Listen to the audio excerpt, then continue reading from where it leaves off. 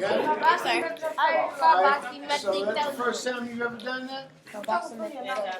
Go. Explain to her how. Man. Explain to her what you did for you to actually grasp that as quick as you did. Alright. Well, first time I was introduced to the word Dr. Black, he broke it down to us in pictures. So the way that we learned it was car, if somebody do a car, the box, Why did you draw a car or a box? because that's the word. I know, but why are you doing it? Because the human learns in pictures. In pictures. It's good. The brain The brain learns in pictures. All right, so if you actually place pictures up there, one after the other, and you practice with the pictures and you get the pictures in place, then you won't have a problem saying the word. Just think of the word in sounds based on the way they're coming out. Go ahead. Go ahead. Do what you're doing. Explain it to them.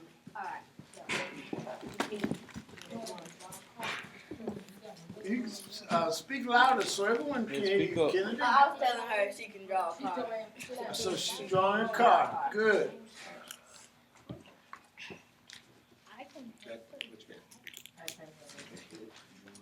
All right, so while you're doing that, Chad, what's 5 times 75? What's 5 times 45? What's 5 times 4?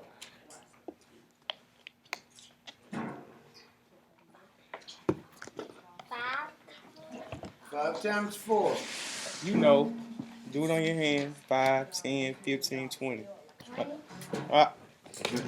Okay, but I'm not telling you to do what he's telling you to do because I don't want to see you counting on your fingers and toes. You know, as far as I'm concerned, when I see people using their fingers and toes, I'm not going to tell you what I'm thinking. Chad, what I need you to start doing is I need you to start looking at that clock up there. You see the clock?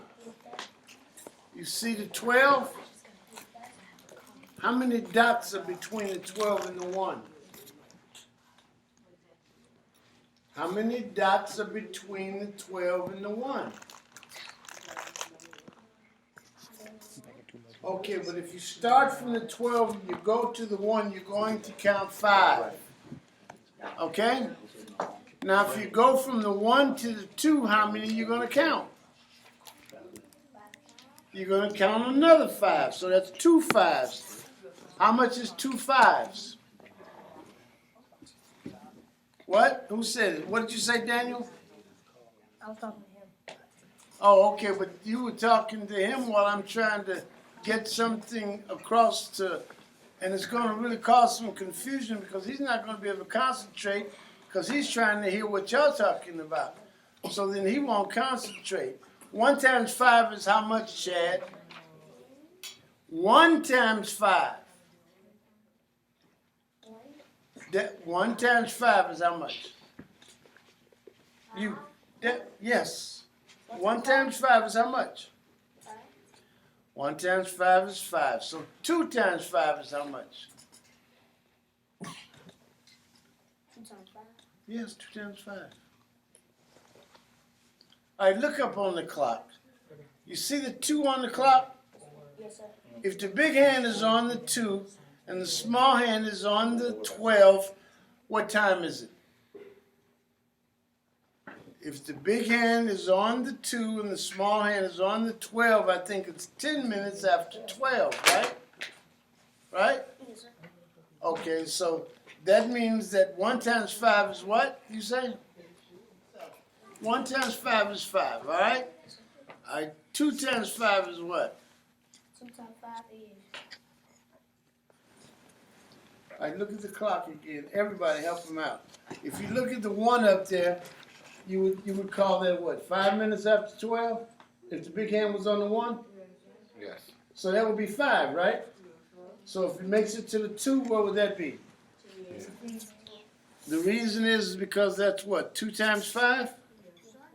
So if it makes it to the 3, that's 3 times 5. So what would that be? 15.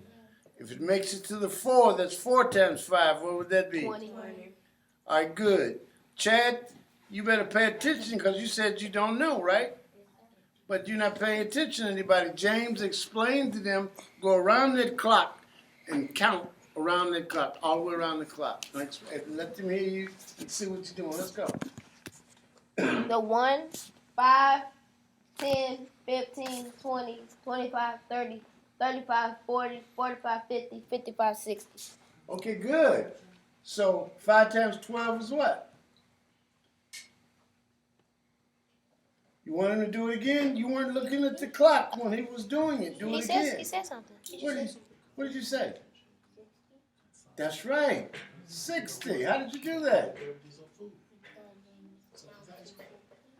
He did. So he also counted 5 times 6. So what's 5 times 6? You better look up on that clock and see what he.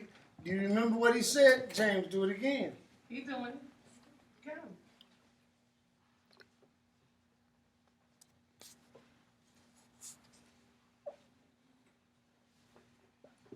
James, do it again. He was Stop. he was counting. Watch it. Watch it again. Watch it again. Start from the 1. 5, 10, 15. Okay, so the 1 is 5, right? And the 2 is what? 15. No. 10, 10, 10. 10. And the 3 is what? 15. And the 4 is what? 20. And the 5? 25. And the 6? 30. So what's 5 times 6?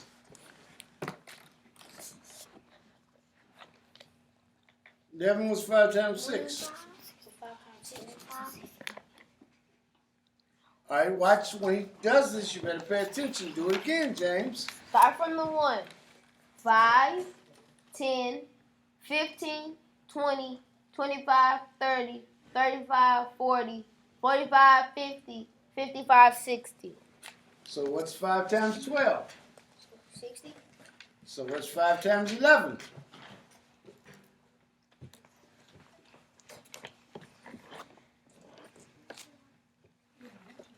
So what's 5 times 10? Yes. Look at the clock. 30. 5 times 6 is 30. 5 times 6 is 30. Now, wait a minute. Wait a minute. You know what? No one expects any of you to be able to do this, right? 5 times 11. Is what?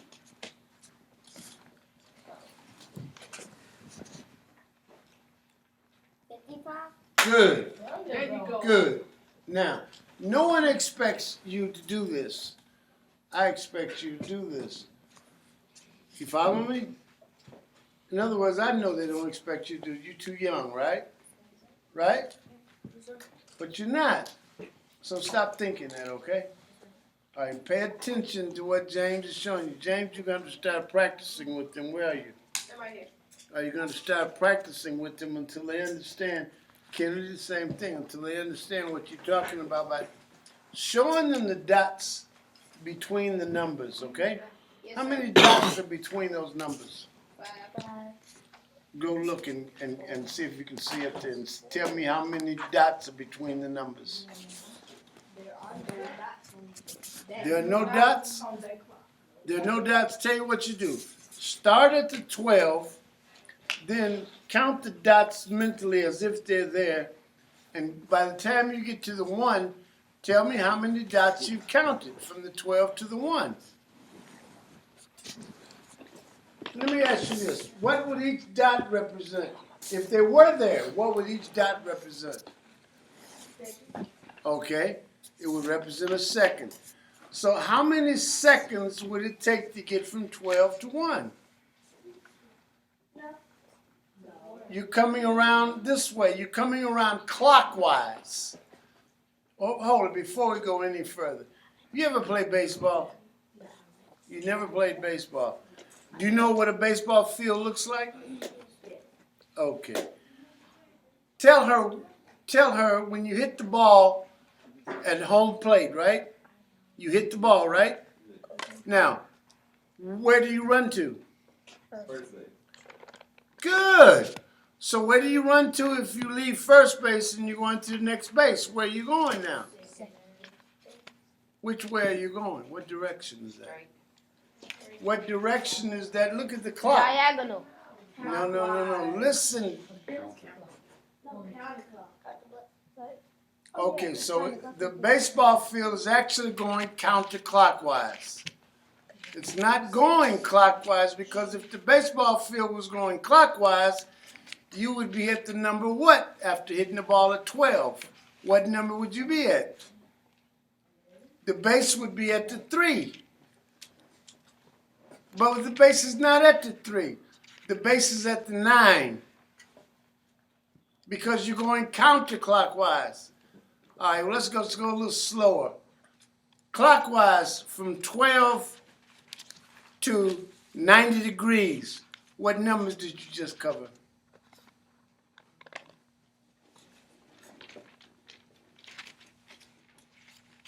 Where's 90 degrees on the clock? Now, wait a minute. If you were in public school, what grade would you be in? What grade? 6th grade. By the 6th grade, you are supposed to be finished with learning geometry, right? Isn't that right? Not the school I went to. The school you went to, when did you learn geometry? I want to say 9th. Most of you learned in the 10th grade. Yeah. So that means that we are being educated to fail. We should have learned it by the 5th grade. You should have been through learning it by the 6th grade. You should have been ready for physics by the 8th grade. So that means that something is set up because they feel that they're just teaching a bunch of dummies. And so everybody's got to do it all the same way. 5 times 5 is what? I bring down my 5 and I do what? I carry my 2 because they got to get you ready in your brain to carry things. That's all that's going on. But if, in fact, we understand that this thing was created out of a particular principle, as a matter of fact, who created the principle as it's understood in Western civilization? Who created the principle of arithmetic and mathematics? What was his name? Relative to Western civilization and what they teach in school. What's his name? I know you know. What? Galileo is Galileo is what they taught me. Galileo is what it is. That's going to be dealing with things going around the sun. And he and Newton and the whole principle about gravity and movement and the planets, that's what we're talking about with Galileo. I think they killed Galileo, didn't they? I'm pretty sure the church murdered him in a fire because he said that. Well, he also said that something was moving around the sun rather than the sound. Yeah, that's it. That's what they killed him about. That's right. And then I remember when I was a child, a famous Negro preacher said, the earth stands, what he said, the earth stands still. Isn't that right? Famous Negro preacher. That's all. I had all the children thinking that nonsense. But it's what the Catholic Church killed Galileo about. But it's really important to understand that clock up there because the clock is designed based on how things are going around in a circle. So how many degrees are on that clock? 360.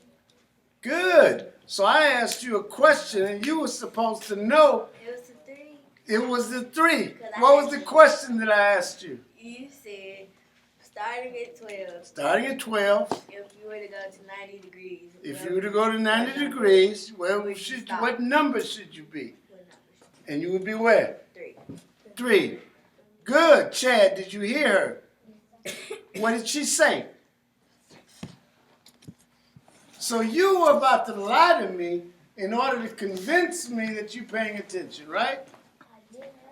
You heard her. What did she say? Arigat.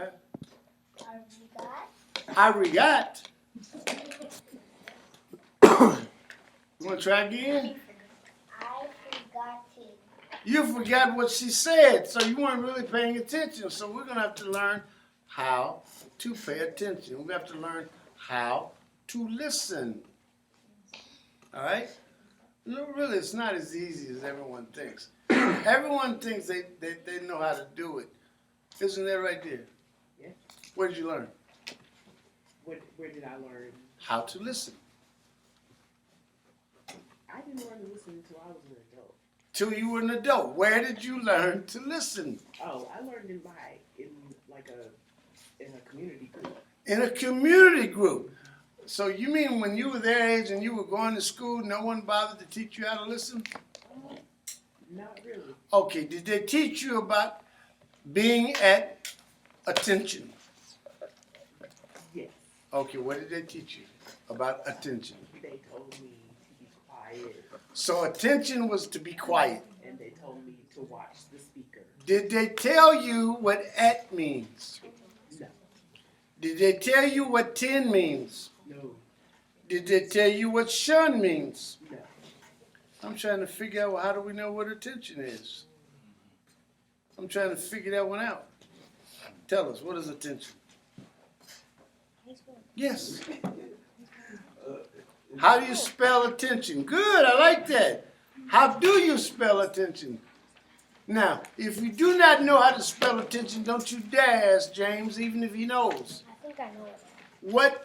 Yes, I'm glad you do think you know. But what you have between the two of you is a what? So why didn't you just reach over and open up the dictionary? Why are you going to ask him? Hello? All right, what do you think it is? Tell me. A-T-T-E-N-T-I-O-N. All right, but what you didn't do, because I'm going to mark you incorrect. Why am I going to mark you incorrect? Somebody tell me, why would I mark you incorrect? Tell him. You are incorrect because, number one, you didn't say the word first. Right. And then you spelled the word, and Right. then you said the word again. That's right. That's actually correct. So now you're looking like that because you're upset because I would mark you incorrect. But why are you upset at me? Are you upset at you? No, sir. All right, well, don't be upset then. Just next time, do it what? Right. Just do it the right way. Don't you turn it. Are you drawing a baseball field right there? That's what we were talking about. Yes, that is what we were talking about. So that's what I'm asking you. Are you drawing a baseball field? Which way do you run when you hit the ball? In what direction do you run? Right. If you run right, what direction is that relative to that clock up there? No, if you run to the 3 in relationship to that clock, that's going to be running left. That's not running right. So what direction is that, Kennedy? You would run to the 10? No. What direction, Direction. if he hits Counterclockwise. Good. So counterclockwise, if you hit the ball at 12, which is home, and you're actually running counterclockwise, where would you go to get to first base? To the 9. Good. So now go to third base. 6.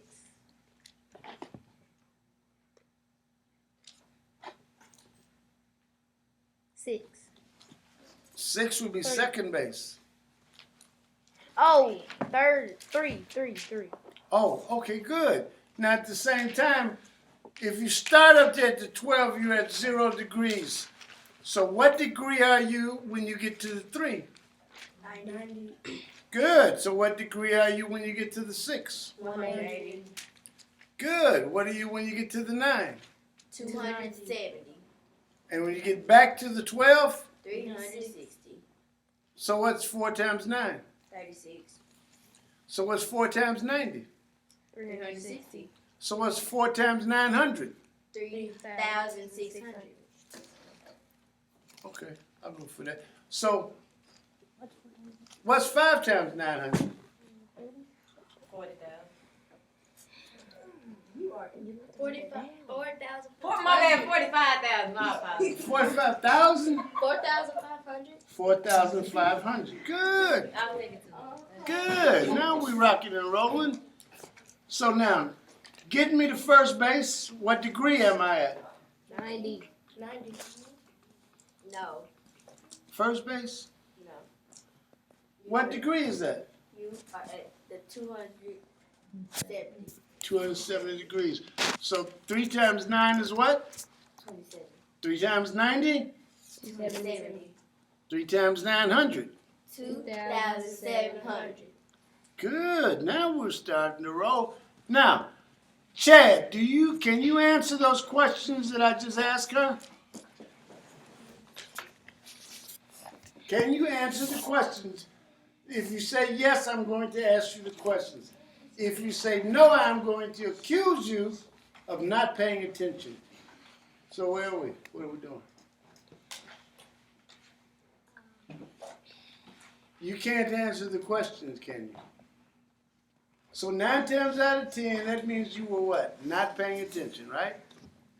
So now, you're going to have to learn how to pay attention. Oh, and by the way, when we were going to school, we didn't have a class on listening or paying attention, did we? Isn't that amazing?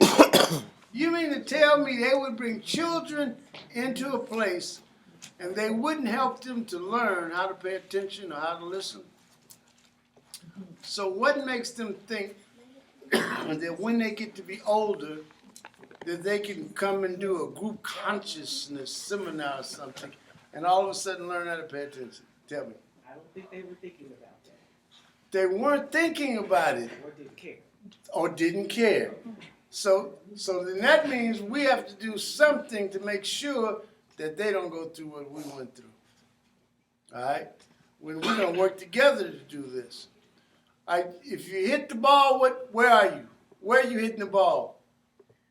When the ball is pitched to you, where are you standing? What base? First base. No. Home. Good. What number is home? 4. Who said 4? Why did you say 4? Look up on that clock. Tell me what number is home. 12. Good. And the 12 is 2 actual degrees. It starts out in what degree? 0. 0 degrees. And it ends up 360. 360. Now, that means you'll complete the circle at 360, right? Yes, sir. All right, but guess what? Well, my goodness, look who showed up. I'm so happy you're here. I want you to come in and introduce yourself to everyone.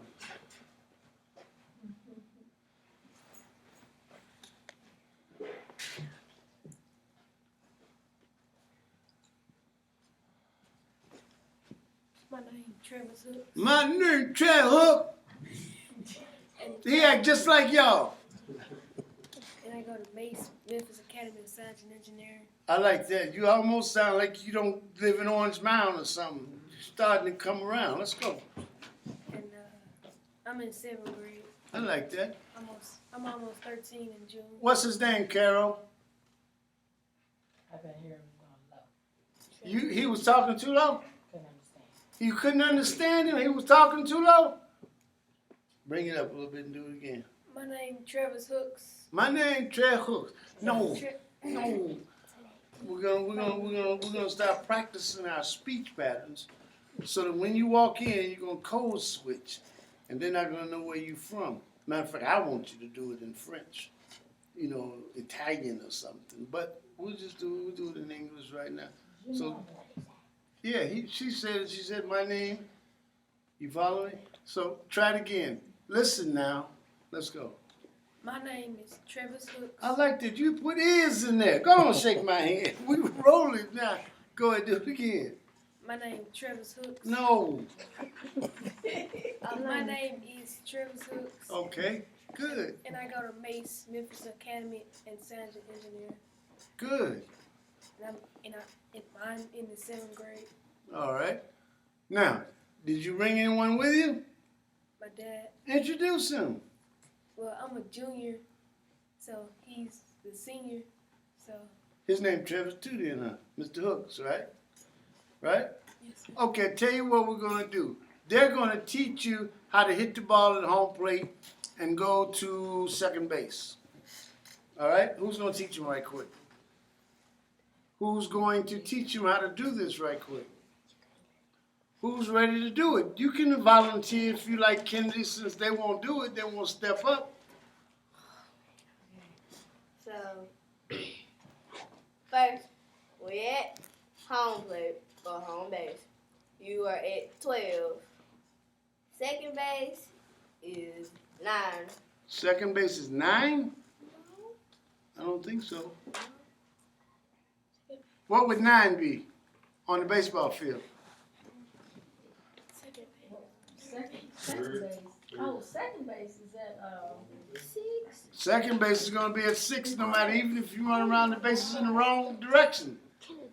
But first base, when you hit the ball, is going to be the number 9. Isn't that right? Over there. What direction is that, Kennedy? Sir. What direction is that? Relative to the clock. What direction is that? All right, if you run from home plate to first base, which is the number 9, what direction are you running in? Counterclockwise. Counterclockwise. Good, good. Now, if you're going in the direction of counterclockwise, what will it symbolize? What does that symbolize? What did it symbolize for Superman? Don't you remember when Superman had to turn the planet in the opposite direction because Lois had gotten trapped in the earthquake and he was trying to save her? back time? And yeah, well, he turned the planet counterclockwise, because if you go counterclockwise, it means You're going against. all is well. It means swastika. So swastika, I was gonna ask you, so. Is all is well. That's what it is. Is counterclockwise. Counterclockwise. And if you go clockwise, guess where you're headed?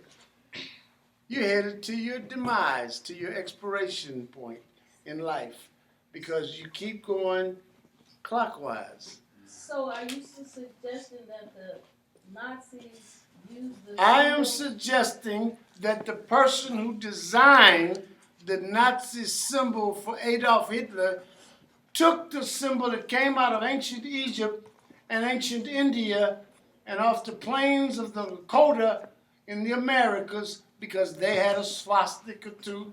But he didn't know what he was doing? No, the man turned the symbol from counterclockwise to clockwise. The Nazi, somebody come up here and draw a Nazi swastika. Go ahead, you go over to Trevor's and take the pen and draw a Nazi swastika. Do you know how? Kennedy? Let me see.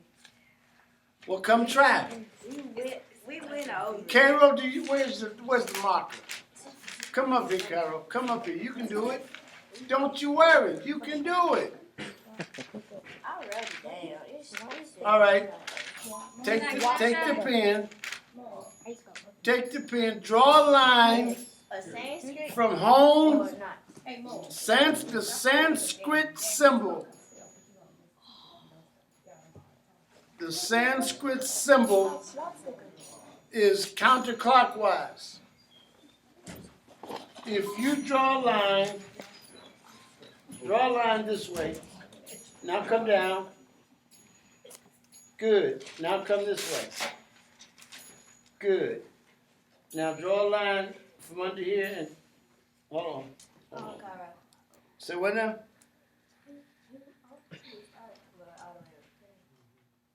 Yeah. There you go. You're getting it. Good.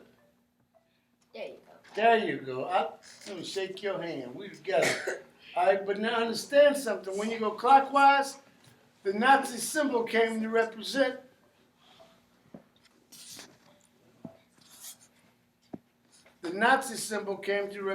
killing people. It represents death. The ancient symbol that came out of Africa and India went counterclockwise. And that's why we say all is well. Because if you look it up in your dictionary, you will see that the word means in Sanskrit, all is well. So did he write swastika on there so everybody knows it's the swastika? Who write swastika? Cairo. I don't know. Kyra, are you writing the word swastika? And another question to any of you young people, what is a Nazi? Nazis was like in the Russian territory. I don't think so. Other than the Russians were fighting the Nazis. So the Nazis were in what territory? Come again. German. German. Okay, good. So what did the word Nazi mean? No. Come on now, we've been here all of this time watching all these movies and we don't know what the word Nazi means? Something to do with And we will not bother to open up a dictionary and look? This is fascinating me. I see a lot of pencils moving up there. What are they Spell the doing? word. Spell the word. Nation. Nazi? Nazi is actually going to be nation, yes. But what I want you to do, what did you say? I was afraid to say that it have something to do with nature. First of all, yes. First of all, any word that begins with N-A deals with what? Nationality. If it's nationality, nature, naval, I don't care what it is. If it begins in N-A, has something to do with what? Born. Life, To sodium, be born. Sodium, Salt. the basic component of life. Yes. Yes. And so if it's NaCl-Cl, now we're dealing with what? sodium Sodium. chloride. Sodium chloride. Good. Now we're gonna have to start figuring some of this stuff out. Otherwise, that's me. I don't know who would call me on a Wednesday. I gotta find out. Especially at 5:30. Yeah. Oh, but he figured it out. I guess he did. He hung. I think he hung out. Ernest Donaldson. Are you around here to class or somewhere? You were calling me to see where the building is, maybe? No, we didn't just start, but you're welcome to come. Don't worry about it. I'll call you when I get home later. If you want to. About 9, I'll be there. Yes. I can pull the All right. chair up. All right, where are we? You found swastika? Where did you find it? Huh? What help did you get? Miss Kennedy, you helped him? Good. Where did you find it? Where? Internet. So you still can't tell me the etymology of the word, can you? And if you cannot tell me the etymology of the word, you're going to have some problems when the time comes that they test you on this. Because they'll sneak a question in on you about the swastika, and you won't know anything about it. So you won't be able to answer it. Because you didn't bother to look in that dictionary. What did you find? Nazi. All right, so what's Nazi? What is a Nazi? The etymology. Stop before you go spell it. Nazi, how you spell it? Nazi. N-A-Z-I. Nazi. All right, now understand, if the Z is interchangeable with what 2 letters in the alphabet, when you are doing S and C and S. S, good. So now, if you change Nazi from the Z to the C, what do you get? Nazi. Nazi. So if you get Nazi, what is Nazi? You don't know. You know why you don't know? Because you will not bother to look in a book. But if you would look up nation, natural, anything, and look in the etymology, you would see the word Nazi. And if you ever bother to go to Italy or Spain or somewhere, and you go to the Banco di Nacional, the National Bank, it is going to be spelled N-A-C-I.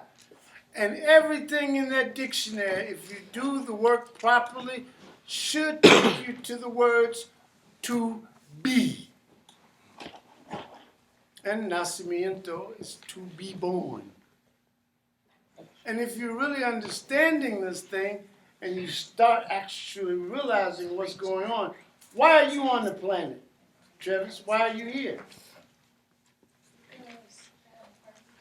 What's your purpose? What? To help people. I like that. I like that. I like that. But you better be sure that you're helping the folks that want to help themselves. If you mess around here and you try to help people that really are not trying to help themselves, you're about to waste your time. And I'm not going to let you waste your time. How many of you are trying to help people that are not trying to help themselves? I have. You're wasting your time. Casting pearls before swine. Ain't that something? Swastika is well-being, benediction, well. SU is well plus ASTI being or is. Good. There No was a problem. word he threw in there, benediction. Good. So when you're in church and the minister gives you the benediction, he's actually giving you the most important. He's actually dealing with wellness. To be. Be well. The healing aspect of the whole thing about church. Don't you feel that you've been denied something? You don't have enough sense to know that what they were talking about was being well when you went to church? What word tells you that that's what they're talking about? No? Isn't it the word holy? Oh, That's what Joanne just said. holy, Isn't it the word holy? holy. And the word heal will deal with healing and it will deal with wellness. All right, that's what holy is. And a holy man was a san in Sanskrit that comes to the word saint in Latin, san. They're healers, they're holy men. They have something to do to help other people. But I'm going to tell you what, if the man sitting by the tree that the character that you call Jesus is trying to help, if he doesn't drink the water that Jesus asked him to drink, can he be healed? Why did Jesus ask the man to drink water? Come on, I know all y'all know the story. Because it symbolizes knowledge. No, it does symbolize knowledge. But in this particular case, water is an angel, just like fire is an angel, and just like air is an angel. Elements. And what Jesus was doing was getting the man to perform an enema, to clean himself out. And so all of the vial came out of the man. You know how when you put water in, it'll drive all that, yeah, that's all it is. It's an enema. That's the healing power of water. Now there's also a healing power called breath. When you go to the hospital, what do they hook you up to? As soon as you ever been in the hospital, Trevor? Did they hook you up to anything? They hook you up to oxygen. Why did they hook you up to oxygen? Why did they want to keep you breathing? Because if you don't breathe, you die. Well, I like that. When you first go in the hospital and they hook you up to a machine, and it's kind of like that computer. What comes up on the computer? Your heart rate. Vital signs. Your heart rate? No. Your body signs? Vital signs. Vital signs. So what does that word vital mean? Life. Life. Because the word vita comes from the word vida. And now the T and the D, they switch up and change places, just like in German, where you have Donner and Blitzen. Isn't it Donner and Blitzen? Which one is Vixen? Donna and Blitzen. Donner and Blitzen. Is that, who is Donner and Blitzen? Thunder and light. Thunder and lightning, that's right. So now we've got to figure this out because we got a lot of transliterating to do. You don't have the mini-me with you? No, Well, you brought you, and that's good enough. You know, weren't you supposed to be introducing the kids to C+? I'm trying to do it because I'm trying to get them to start paying attention to that clock and actually learn how to count without dealing with computers and pencils and paper. You know what I'm saying? You know what I'm talking about? So, I know you know. What's 5 times 945? Tell, no you won't. You don't need a pencil and paper. Tell her, James. You said 5 times 945. 85. 945. What is it, Carol? No problem. What is it, Travis? You don't get it? What is it, Kennedy? I know you're not writing that down. All right, so what is it? It is 4,725. Let's see if you got it right. I don't know if you got it right. What is the equation? 5 times 945. Good, that's the equation. So the first thing we should do in that to solve it is say 5 times what? 900. 5 times 9. We don't need 900. Just 5 times 9 is what? 45. Now, that means we know it's 4,500. We don't need to say the 100 because we don't need to think about zeros. Matter of fact, Sam, has any zeros called you recently?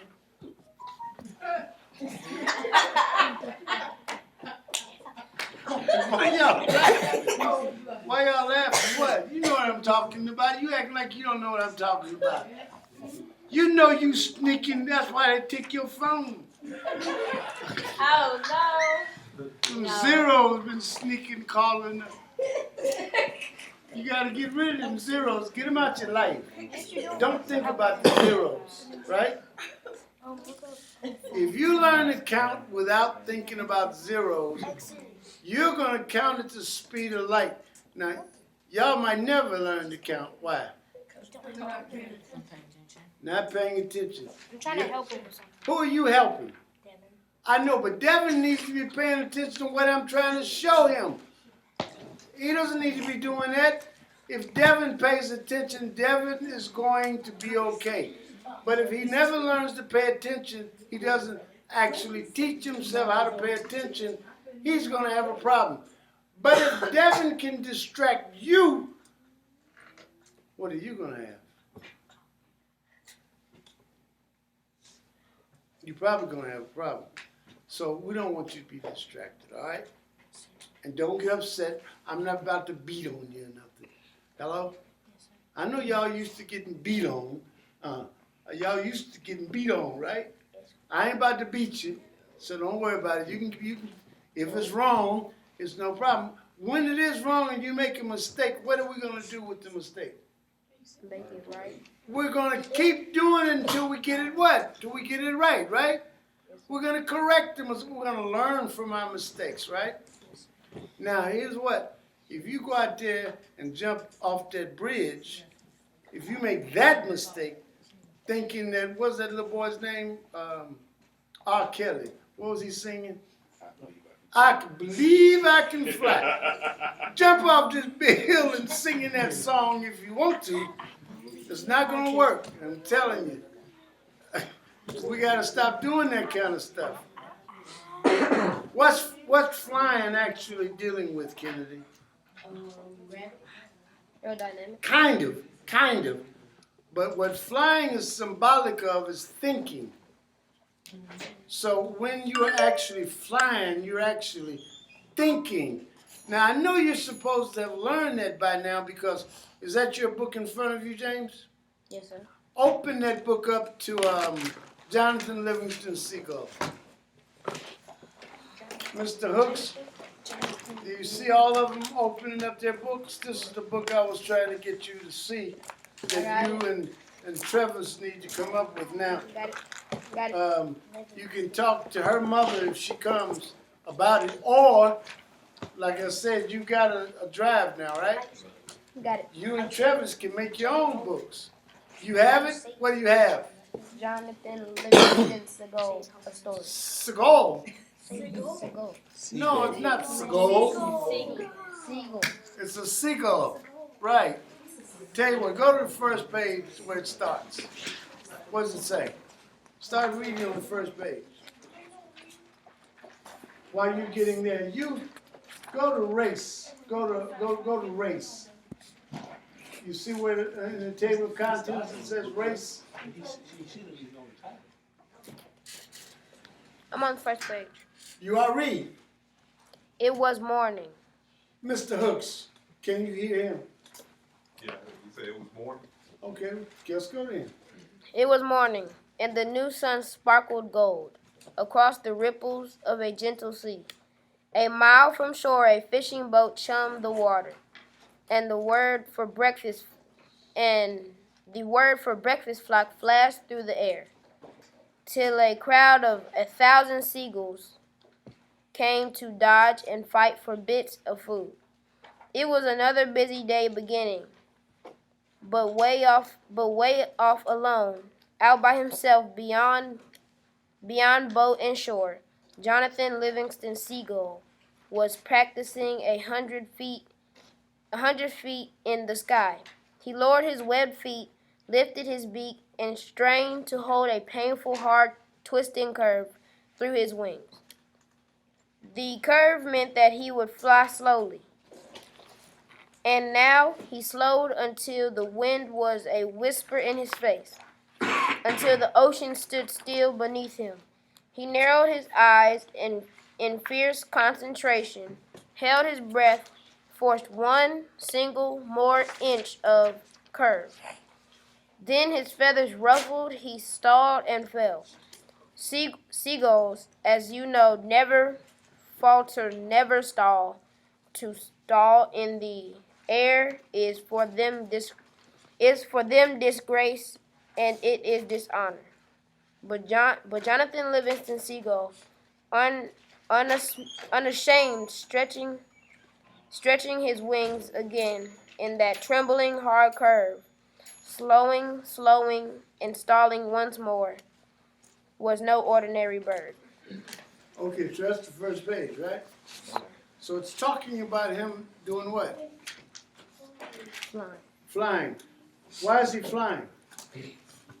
Now, seagulls only fly in order to do what? Trying to get some food, right? Why is he out there flying? What is he doing? For speed.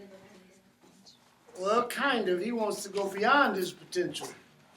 He wants to polish his potential so that it becomes a capacity that he is trying to develop, where he's flying faster, further, and he can dive deeper. But flying is a metaphor in the story for thinking. And so you've got to become Jonathan, and you've got to do what Jonathan was doing relative to learning how to fly. You've got to learn how to think. All right? Who found what I asked him to find? You found it? Read. Started Whiteness Studies. Good. Let's go. Whiteness Studies is an interdisciplinary arena of academic inquiry focused on what proponents. Yeah. What word did she just say? Proponent. Is that right? So did she pronounce it correctly? You think so. You're not sure. You were having a little problem, right? Okay, but what am I asking you to do when you are reading and you have some problems or some difficulty? What am I asking of you? What am I asking you to do? Look it up and then go to your pronunciation bracket and figure that pronunciation bracket in such. What are the three symbols that are in this English speaking dictionary that I want you to learn? A schwa. What is a schwa? What grade you say you in? 7th. Don't you sit there looking like something wrong. What is a schwa? You don't know. Just say I don't know. No problem. What else am I asking you to know? What other symbol? Zaire, what other symbol? It's not a symbol that I'm interested in. Schwa is one. What's the next one? A what? Swastika? Swastika? No. That's not a language symbol. What? Brev and macron. A brev and a macron. Schwa, brev, and macron. Those are the three symbols in English that is very important for you to know relative to the pronunciation brackets. How many of you are using that pronunciation bracket in that dictionary when you're looking up words? Are you using it? Yes, sir. You are? Okay. Show me, tell me how you're doing it. What are you doing? Give me a word that has a pronunciation bracket and explain it to me. What word did I ask you to look up and teach yourself about the bracket? Didn't I ask you to do ecclesiastical? I'm asking you, did I not ask you to do ecclesiastical? Well, yes, sir. Okay, well, tell me how you spell it. Ecclesiastical. Ecclesiastes. ECCL. Do you have that in a note? Good, no, it's no problem. You actually have your notes written down. Yes, sir. How did you find it that quickly? I Since turned you had to look at it in the note, what? I turned the pages. And you knew where to find it? Yes, sir. Well, how are you doing it? What did you put? Did you have a bookmarker there or something? No, sir. Well, how did you know what page it was on? I just flipped till I saw it. You just, hey, that's fine by me. And at the same time, I am asking you to start practicing coming up with a real strategy to be able to do this, all right? It's going to come in handy later on. When you get ready to take your MCATs, what is the MCAT, Carol? What is the MCAT?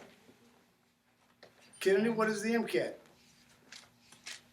Zambia, what is the LSAT?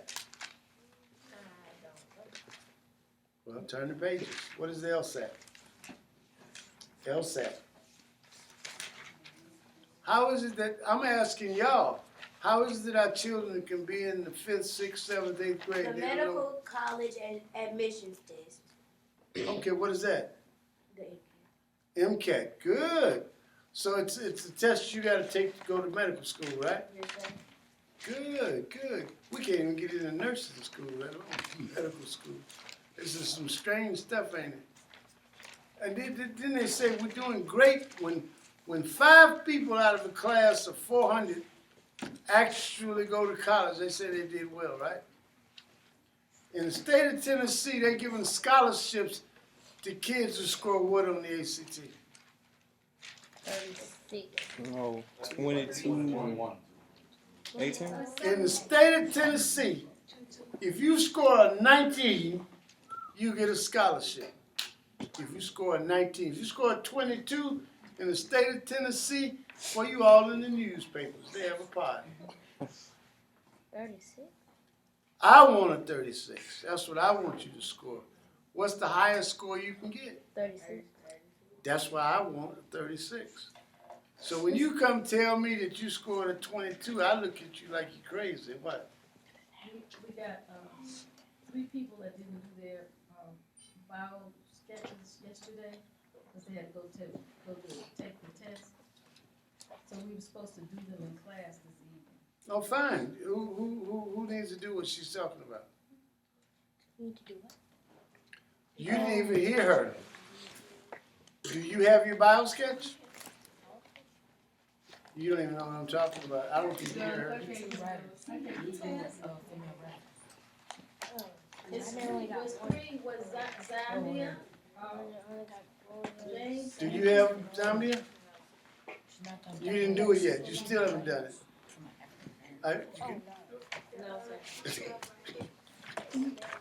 Who else? Let's not buy from Zambia about it. It's okay. You know about the crown, yeah? I'm saying, All right. but she did a great job with her rap song, so I'm. Did you? All right, well, what's the words to the rap song?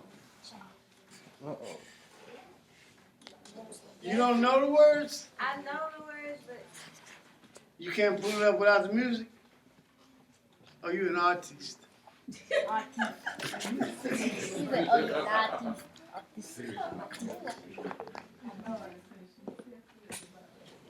She's an artist and she's sensitive about her work. Is that right? Yes. I was asking you, Travis. I was asking you for something. Did you give it to me? What did I want? All right, no problem. Wait. I know what. You're doing the diacritical marks. Do you know the diacritical marks? Okay. I tell you what. You have to turn those pages quick as I say this to you. You ready? Macron. What's the next thing we're going to say to him? It's the second letter A. Yes, second letter's A. What? A brev, or you can pronounce it brev, or you can pronounce it breathe. I don't care how you do it. Tomato, it's on you. Potato. I don't care. Come on. Why you not looking A at brev, that a phone? breathe, good. A schwa, You gotta do more than one. and what did you say? What were you looking up? Macron. How did you spell it?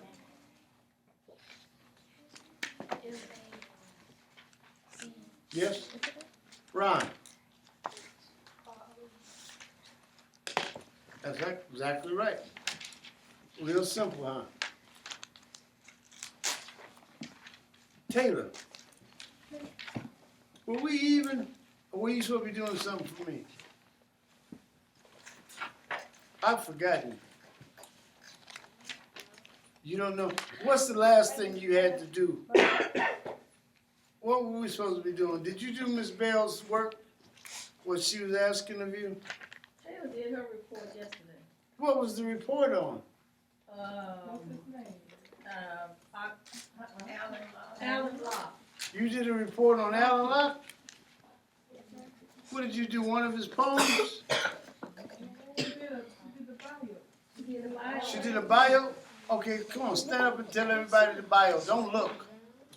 You don't have to look at anything. Come on, stand up and tell everybody about Alan Locke.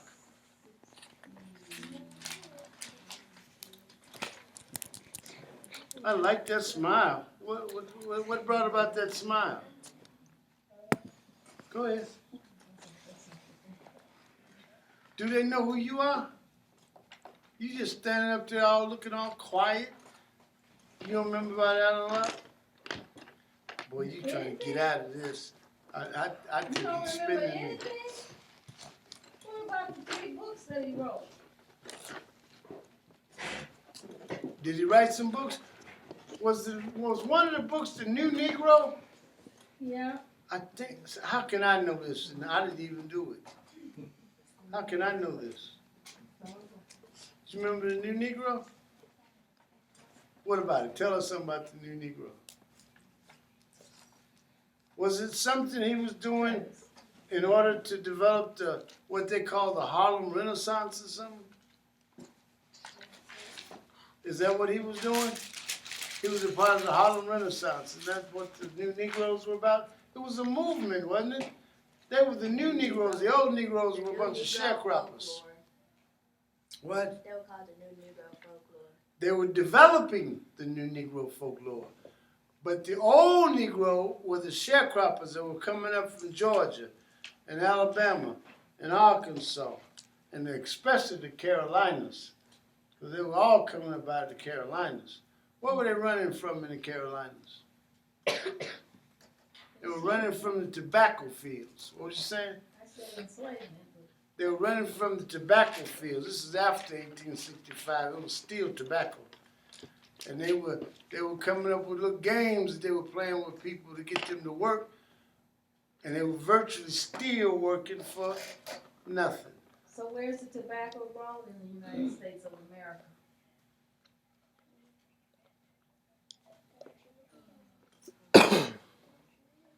Huh? He just gave you one place.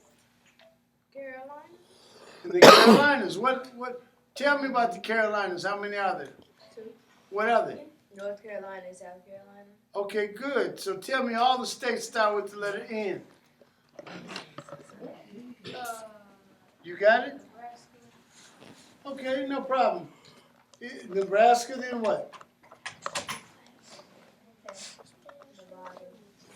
Nebraska, then Nevada, Then it's New Hampshire, New Hampshire, New Jersey, New Jersey, New York, North Carolina. Wait a minute. Before you get to New York, you'd have to hit New west. Mexico. New Mexico. Then it's New York, then North Carolina, then North Dakota. Good. How many did you just name? How many did you just name? 7. I don't think so. If you named them all, you were supposed to name how many?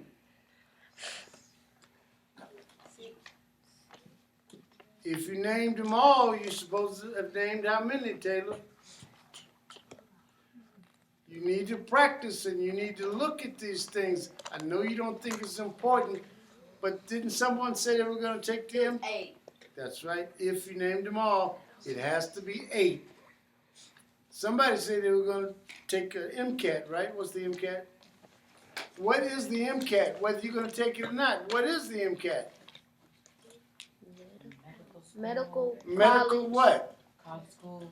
Medical college. It's an acronym for medical college Admissions test. admissions test. MCAT. Wait a minute. You know why you're having problems? No one has ever talked to you about it. You've never heard about an MCAT, right? Well, you know what? We might need to have this conversation about MCATs and LSATs. What's the ACT stand for? What? What's the SAT stand for? I look it up in your dictionaries. I don't care. You can look it up. But you know why most of us never go to get a master's or a PhD? You know why? No one ever talks about it when they're this age. I would bet you if we were to talk about it, they would actually go after it. Say that again. These are the student Memphis Academy of what? Science and engineering. They don't discuss the MCAT at your school? Okay. So now, what were they discussing when you left? What did you find? SAT. Well, speak loud enough to Mr. What's his name over there?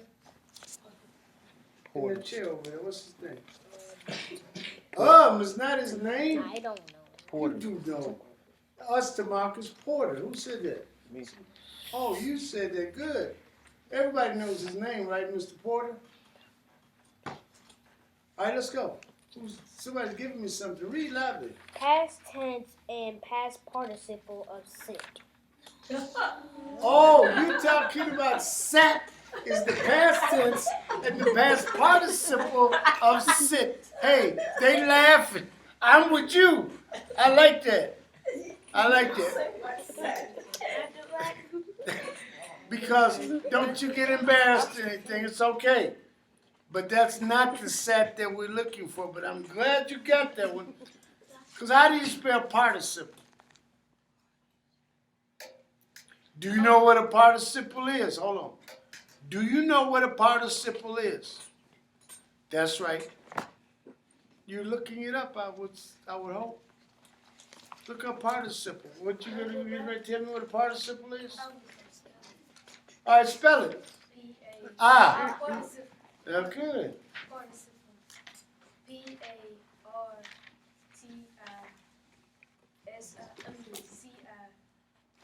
And what's an I? I don't know what an I is. SI. Oh, I. CI. Okay. PAL. Is that right? Did he get it right? LE. They're saying you didn't get it right. Changed it. Oh, he changed it. Yeah. Good. Now wait a minute. Before you go there, we're going to come back to that, all right? The principal is a friend of mine. You got it? Spell principal. Principal. PRE. That's going to be pre. That's not going to be prin. We want prin. Principal. No problem. Spell it, Carol. Principal. PRINCIPLE.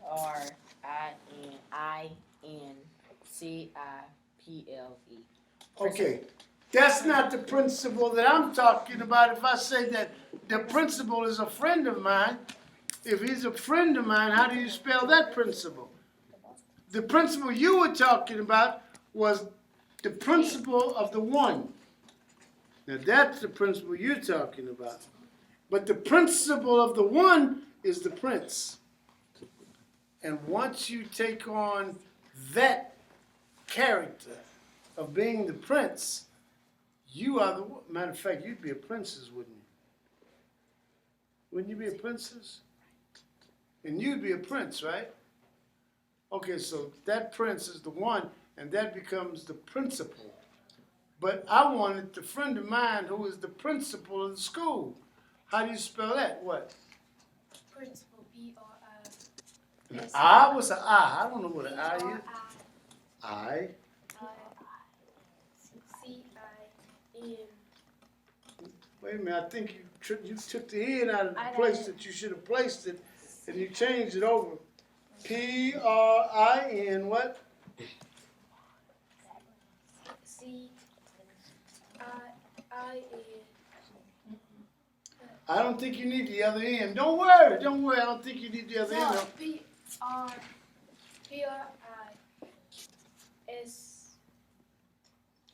Slow down. Look at me. Slow down. Now look it up right quick. Look it up. Don't worry about getting it right or wrong. Just look it up. What? I already looked it up. Okay, good. I'm so proud of you. Now spell it and say it and spell it loudly for everyone. Principal. Okay? P-R-I-N-C-I-P-L-E. Principal. That's the principle. That's the one. I want the principle like Miss Brown back there. Now. I know how to spell it. Okay. Principal. P-R-I-N-C-I-P-A-L. Good. But you got it wrong. Principal. Oh, okay. All right, good. I like that. At least you can adjust. All right, so now we got to practice. I tell you what, did anyone look up ecclesiastical? What were you doing? I got you up here with me. What were we doing? Alan All Locke. right, huh? Alan Locke. Oh, you were doing Alan Locke. Okay, we'll come back to ecclesiastical. Give us about Locke.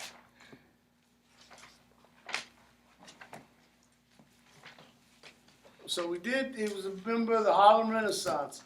I think he was one of the central characters in the Renaissance. And he wrote a book, and what's the book called? Yes? The New?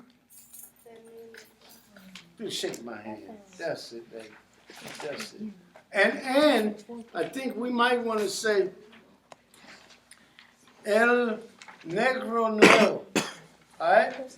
So instead of saying Negro, we're going to say Negro. I Okay? found it in class. Ecclesiastical, you found it? Yes, sir. Well, do it for us. Spell it or say it. Matter of fact, no. Look at the pronunciation bracket. And if you want to, bring the book up here and put it up here on the board. Erase something on the board and put it up here so we can see it. But I don't want you to write the word. I want you to write what's in the pronunciation bracket with all the little marks. In other words, if there's a schwa in the word, Daniel, don't erase carboxymethyl so erase the swastika. Now, swastika, who wrote swastika on the board? You know where that word comes from, what language it comes from, right? No, it comes from Sanskrit. It comes out of, yes, it's an original word out of India that later becomes Hindi, or based on what they call Hinduism, all right? Yes, sir. But we're going to trace the languages. Matter of fact, how many of you were taught where the vowels come from? Come on, you know I'm going to pick on you. Where did they teach you the vowels came from? Where they teach you the vowels? Yeah. You mean like what language? What language did the vowels come from? I mean, it's a lot of different languages. Was that right? Well, what language? What Latin? No, before Latin was what? Because Greek, and they taught when I was going to school. what they taught us is that the vowels actually came from the Greeks. You meant, I didn't know you meant like this English vowels. English vowels, no, I don't mean just English vowels. As a matter of fact, in English, there are two sets of ways to actually use the vowels. One is what? Didn't they teach you in school something about a long vowel and a short vowel? That's what they taught you. That's the biggest bunch of nonsense I ever heard in my life. And they're teaching it to all of our children. What's a long vowel? You got the frown on your face, girl. What's a long vowel?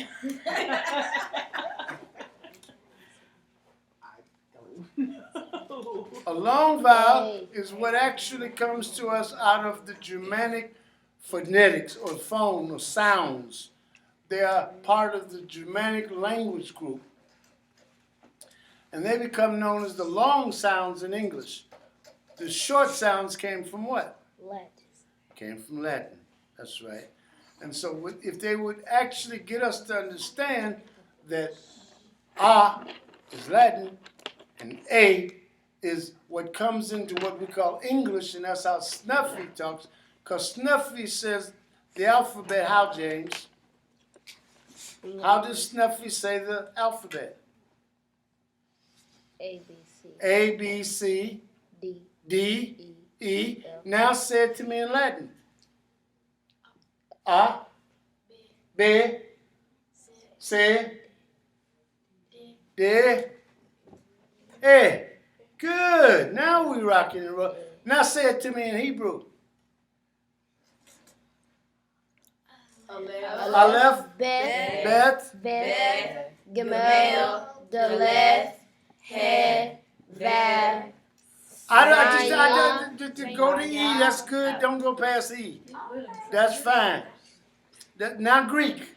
Alpha, Beta, Delta, Delta, Epsilon. I know, but somebody was off here a minute ago. I heard it. I heard it. Do it again. Alpha, Beta, Gamma, Delta, Epsilon. Good, good. Spell epsilon. Epsilon. That's right, James. P, I. What's an I? I. Okay. I. Epsilon. E, P, I. That's epi.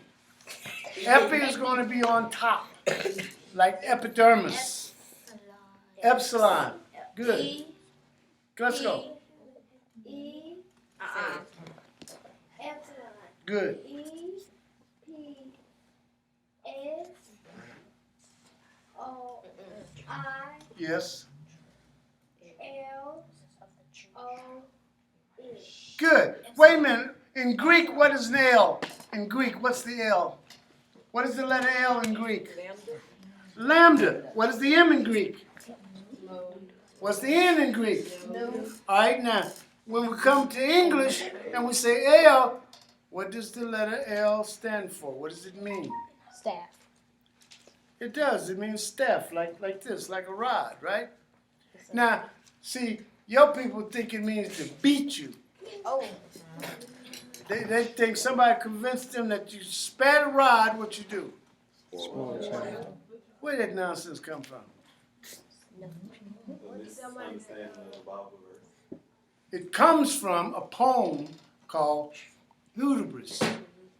That's where it comes from. Now, trust me, don't take my word for it. Have you ever looked it up? Look it up. Find out where it comes from. It's a poem. I think the poem is about the English Revolution.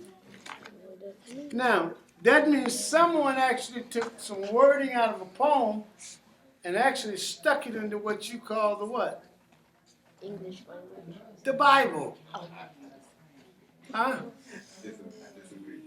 You do? What? That saying was, that was said way before that man even Well, what was said? Tell me what was said. split a rod and spoil the child. That's what was said. What was the rod that you're sparing? Correction. What? Correction. Correction. So that means that when you correct somebody, you beating on them? So no, that's not. See back there on that wall? That is the alphabet. That is the alphabet. You see the letter L? One of the children just told you what the letter L means. What does the letter L mean? Staff, like this, a stick, a rod. As a matter of fact, you know what it is? It is Aaron's rod. Now, when Aaron actually had his rod, what does his rod do? What does it represent? In the story, since you've learned the stories. Authority. I mean, it has a lot of different representations. The only thing it represents is the backbone. That's it. It's that stands upright, perpendicular, and correct. Nothing else.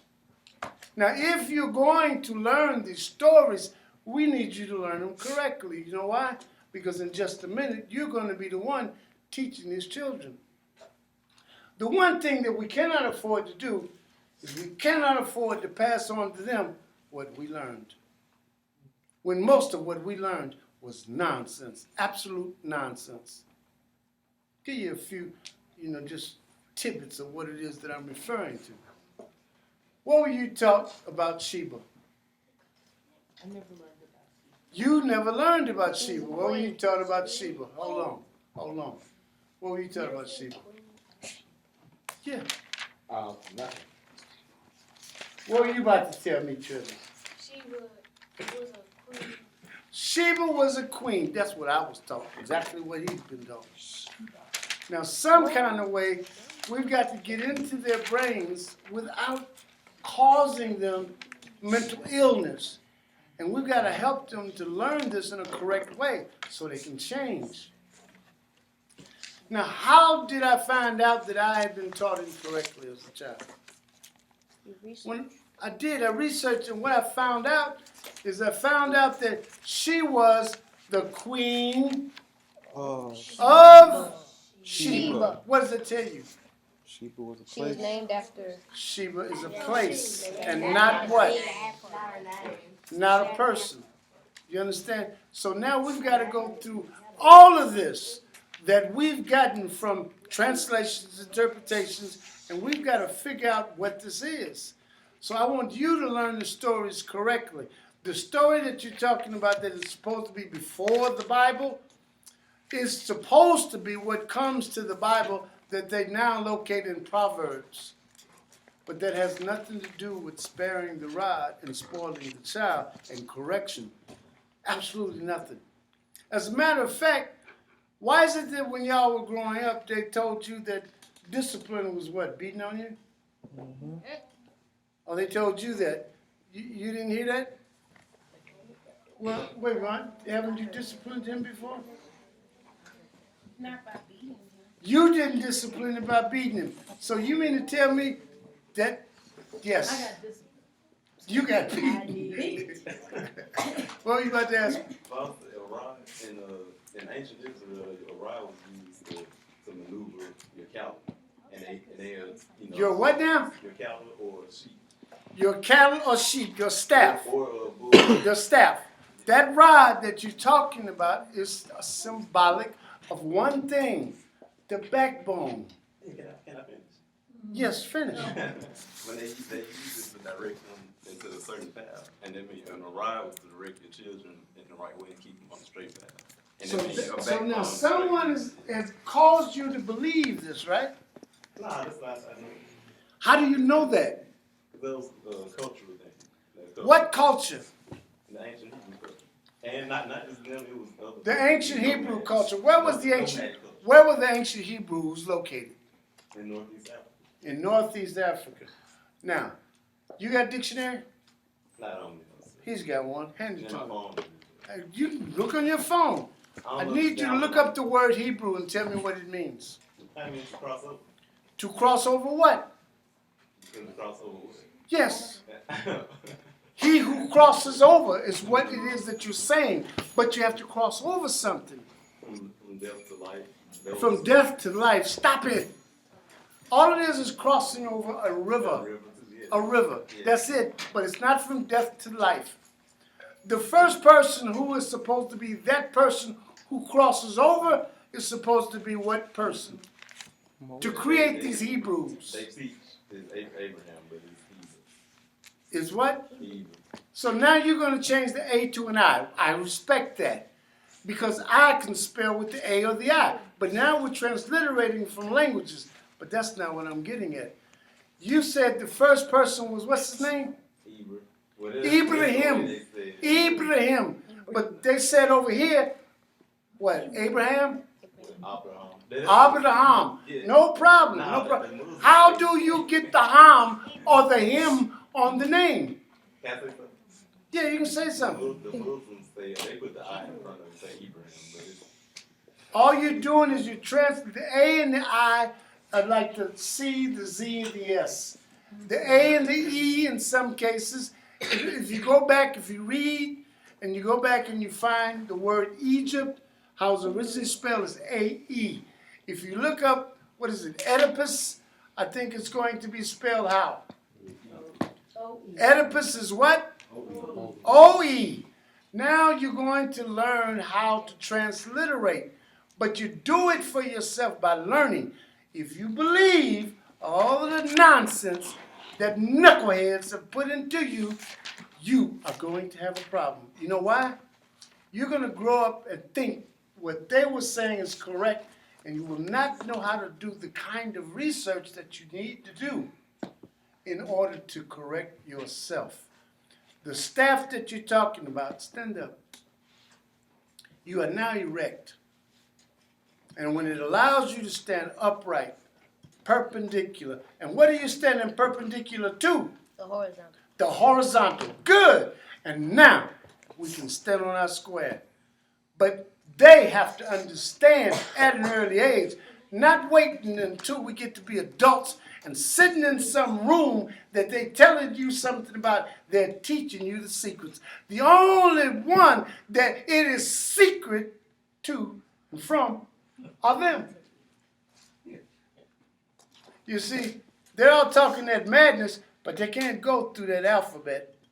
What I'm asking you to do is you learn how to go through that alphabet for yourself. And now you're not going to have to believe in the stories that came down. About, what's his name? Shlomo? Shlomo? And what's her name? Belkis? Oh, but that is the Arabic. What's her name? Makeda? Makita. Makeda. Well, it can't be Makeda because in Hebrew, the E is not an E, it's an E. So it's got to be Makeda. No, it was Makita from she's from Sheba. It was the Semitic, another Semitic language, but they used different. He's missing. All I'm trying to show you is there's a way that you can learn for yourself to get it right, get it correct. We have to do this in a hurry because if you keep getting it incorrect, you're going to pass it on to them. And that's a dangerous thing. Because now they're out of time. You know, it wasn't the S sound though in some They're out of Semitic time. So what now? I don't mean to cut you off, but it wasn't the S sound in some Semitic languages. You said it wasn't an S sound in some Semitic language. I Hold on. Nah, Where did this Semitic language come from? Arabic to this day, they don't have an S sound. Let's go back before Arabic. Where did these Semitic languages come from? Now, I don't want to get into Amharic. I don't want to get into any of the languages on the east coast of Africa. That's not what I'm getting at. I'm asking you, first of all, you were saying that Ibrahim or Abraham, whichever way you want to say it, crossed over.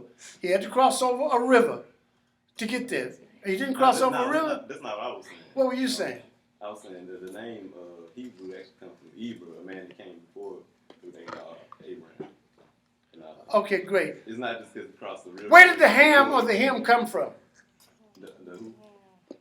At the last part of the name, Abraham, Ibrahim, where does it come from? You mean ham? What you're calling ham, what did you say? You got to go through something to become educated. And once you're educated, then a title is given to you. The title went on to Abram or Abram. And then he comes out as Abraham or Ibrahim. But when he came in, he was not that. Write it on the board. Write what he's saying. When he crossed over and came in, what did you say? No, so it's just like the Christ. What about him? The Christ. Oh, wait a minute. Is the Christ, what did you say? That's how they went 7 days, according to the Aquarian Gospel of Jesus. I understand. To a passage. Now, does everyone know what he's talking about an Aquarian Gospel of Jesus? You don't. What did you say about a title? Right, Abram. Now, didn't the Hindus have the same name for Brahman? Well, here is what you just did now. You take the A That's right. and place the A, cross the A over, Right. so that it now is behind this Brahma. And then what do you get now? Brahma. So what if he actually came from Brahmins? But why did he come from the Brahmin? Where's he coming from? He's coming from India. And India is a much older culture than the culture that we might be talking about, much older. So if he crosses over and he comes from Ur, or the land of Ur, so where did he come from? What is Ur? Ur is dealing with fire. So how do you know that Ur is dealing with fire?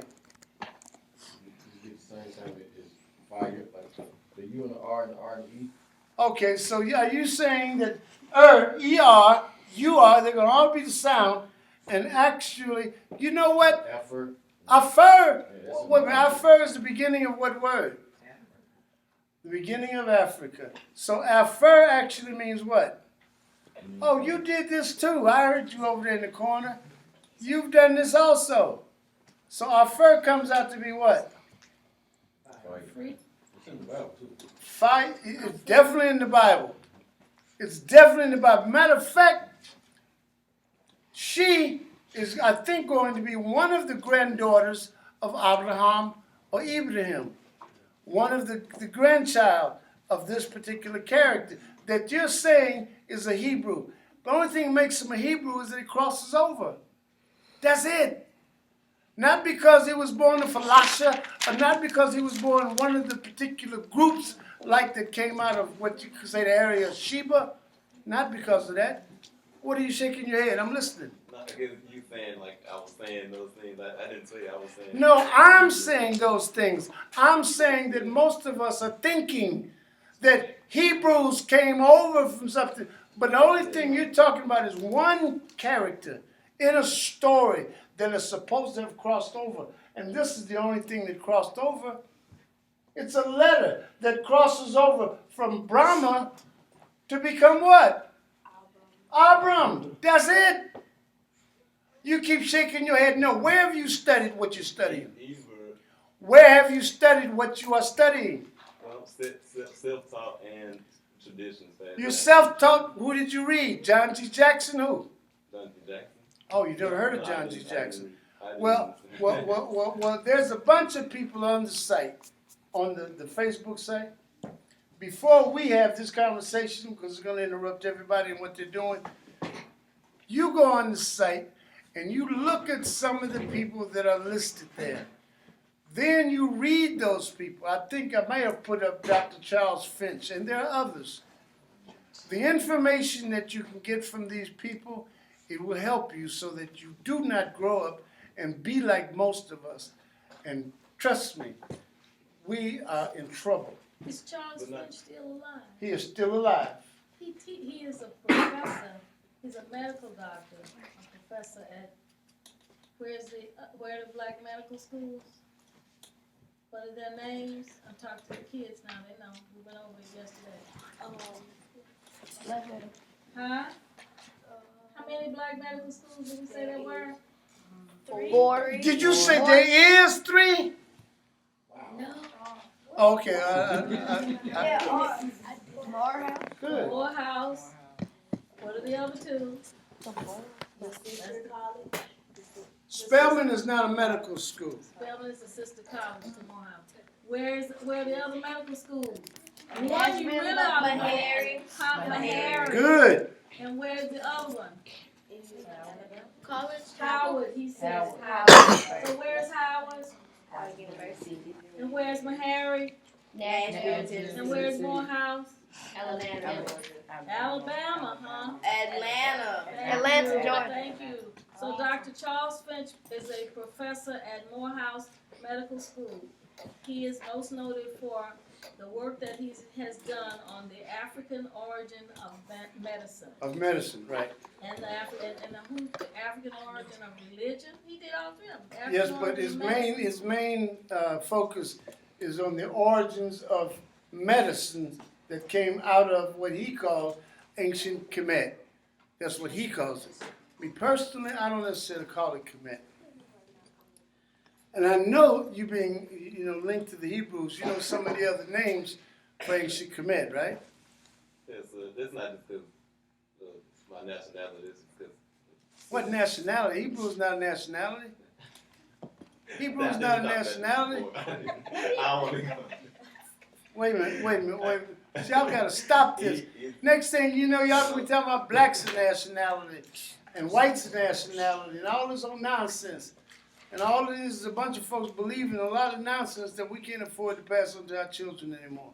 We gotta stop it. That's why they have to learn the alphabet. And they do have to learn the alphabet and the way that it's set up. Can someone tell me how they actually translated the alphabet that you write with today? Where did they translate it from? Greek. You said, okay, no problem. But how does it come to be?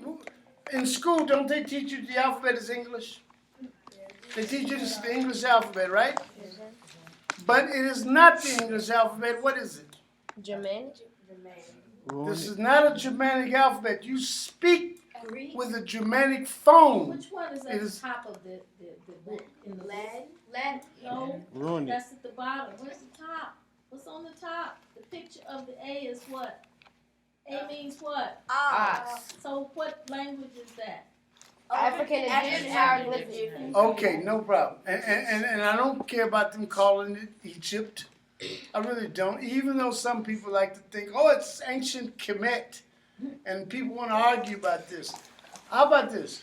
If you go to the area and you listen to the people, especially the older people with their different languages, they might call it Akabulan. They might call it Tamarit. Now the thing is the word Afer that came to the Romans because you know there's some ignorant folks running around here right now teaching in the schools about the word Africa comes from Leo and Scipio Africanus. Have you heard that? Who was Leo and Scipio Africanus? And where does it sound like they come from? It sounds like they come from somewhere on that continent, don't it? But when did that become the African continent? That's right, you don't have a clue. How about this? Leo and Scipio both came from a place called what? Italy. I don't think so. They came from where? They came from a place called Carthage. Carthage is conquered by the Romans after 3 wars. Hannibal was a Carthaginian. And I know that he beat them quite soundly. How long did Hannibal and the crew that he got in there, how long did they stay there? How many years were they there?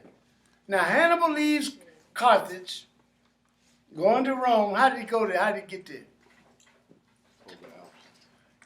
So now we have to know that map well enough to understand that he's coming out of Carthage and he actually goes across the Alps and comes around behind the Romans. We got to understand that map well enough to know what did he take elephants with him? Yes. Good, took elephants with him. Did he take women with him? No. No women.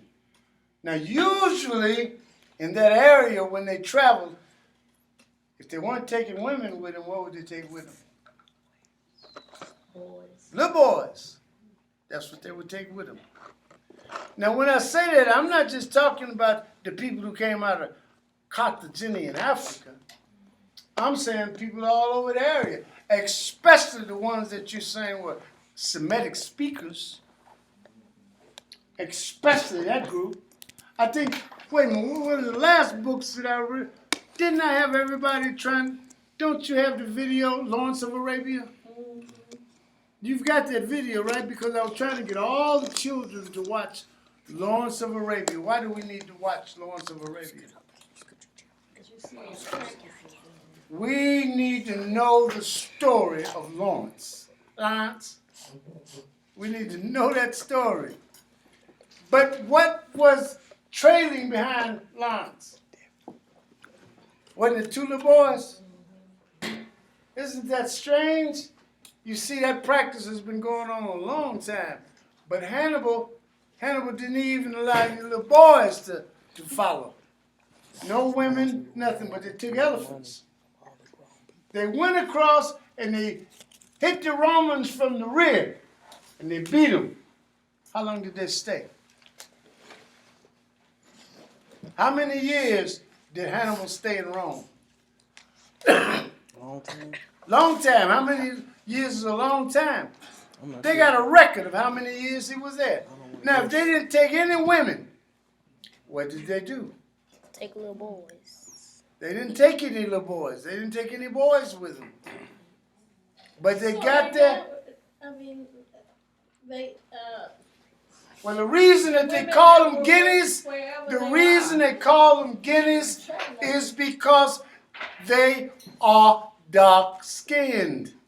The reason they're dark-skinned is because the Carthaginians wound up being there for a long time. Hannibal fought and won for a long. How many wars were there between the Carthaginians and the Romans? How many were there? Isn't this strange?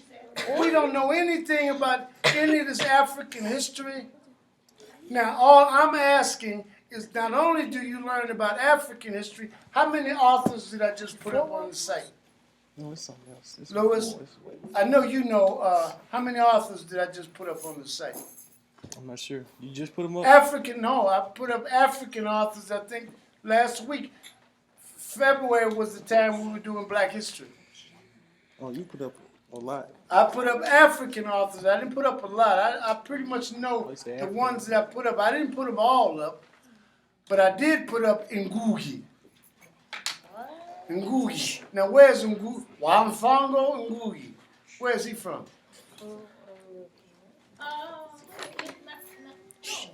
not from Nigeria. No.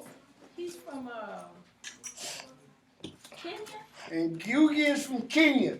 And what language does he write in now? Trying to help people to get to be unoppressed people mentally.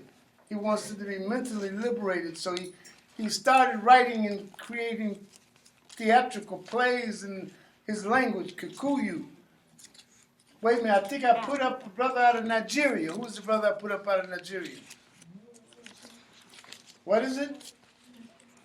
What is it? Did Ngugi ever get a chance to go back home? He's out of jail. He's back home. I think he's back home. He But was in that? but the person I put up out of Nigeria passed away recently. His name is Chinua Achebe. And the book that he wrote is called Things Fall Apart. Now he's up on the site. I know you're going to... Huh? You read it? Good, good, good. It's an important book to read because, listen, I was trying to make a statement. I know we have a time. That I want that young man back there to learn what it is that I'm trying to get him to learn because we got to help doing what we're doing. Because now, y'all don't have much time left and things have already fallen apart. I keep hearing a whole bunch of folks talking about the problem that y'all suffering now. What's his name? And we still floundering in the basement. What's his name? President Trump. 45. Oh, 45. President Trump. All this nonsense. Good. Well, guess what? Y'all out of time. And that means we might not have time to get our children ready. But understand something, we got to be real busy about this. What do you have in James's book from Bible? James, were you doing something? I'm sorry, I didn't mean to cut you off. Were you doing something? Taking notes. No. I think she just said something about you were doing a bio or something. Oh, yeah. What bio are you doing? A biography on Alice Walker and Toni Morrison. All right, well, come on, stand up and turn around and tell everybody what it is. Kennedy, you gone? Yes, sir. All right, look, don't forget, go in and find everything that I'm talking about and study it, right? I was trying to get her to start reading something about, what was you going to read about, white studies, critical race theory? Everybody's talking about white studies and critical race theory now. I'm talking about the adults, like they know what they're talking about. But I'm telling you, that's what's going on. But we've got some children that have it in their books, and before it's over, they're going to actually know what they're talking about. Let's go.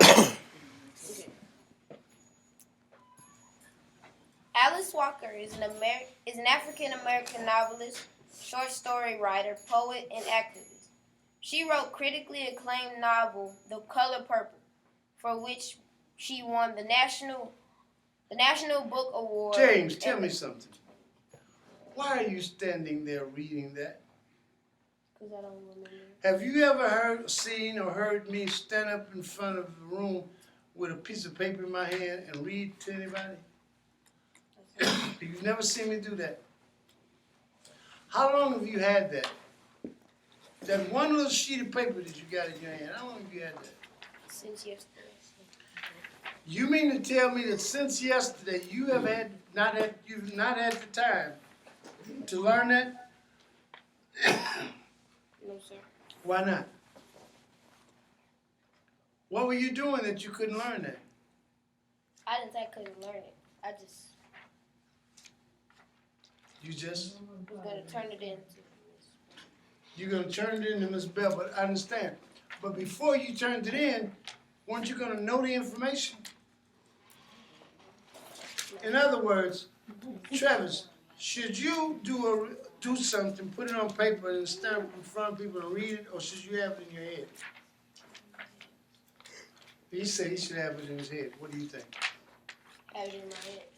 All right, so we're going to let you get away with this time, all right? But in the future, what are you going to do for us? Have it in my head. All right, let's go. Read it. Okay. She won the National Book Award and the Pulitzer Prize for fiction. She also wrote the book Meridian and the Third Life of Grange Copeland, and among other works. Alice was born February 9, 1944, in Putnam County, Georgia. She was the youngest of 8 children. She began writing when she was 8. She went to Sarah Lawrence and Spelman College. She has one child, and her child's name is Rebecca Walker. That's it? That's the report? Yes. Oh, Lord. And you're not telling us anything about Alice Walker and how she developed a need to be relative to, what's her name? Zora Neale Hurston. She actually developed this within her. And matter of fact, she claims that she's from the town that Zora Neale Hurston was from. What town was that? Putnam County. No. Edenville. What is Edenville? Georgia? Florida. Or Florida? I don't know. I think it could be Alabama, personally. But there's got to be somewhere. Maybe it's Florida. But I bet you it's right there. I bet you it's right there on that border. So now we're in one of the original black towns. Give me the name of another original black town. You went there.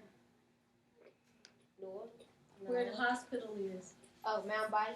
Mount Bayou. That's 2. Give me the name of another all black town. Why was there a need for all black towns? Rosewood is another one. Why was there a need for all black towns? Why is that right now when you try to put together a black organization, you can't get any funding? And people are saying there's no need for this. Why is there not a need? The NAACP says there's no need for that. They want you to integrate. They want you to amalgamate, to be a part of the system. But why is there a need for all black towns? Why is there a need for people to be able to control their own organizations? Is there a need? Yes. Tell us the need. Tell us why. The need is so the people can grow stronger amongst themselves and support each other and Okay. build their own systems and networks to have a better life. All right, give us an example An example. of one that's going on right now. Of an all-black town that's going on right now? No, of an organization. Oh, IJ. Inward journey. So, where's the institution? There is no. See, that's right. Now, if we're going to do this, we have to create institutions. That's why we're doing this. See, right now, all the institutions that we want to be a part of, they're actually controlled by somebody else. Right. So now you've got to create institutions for yourself.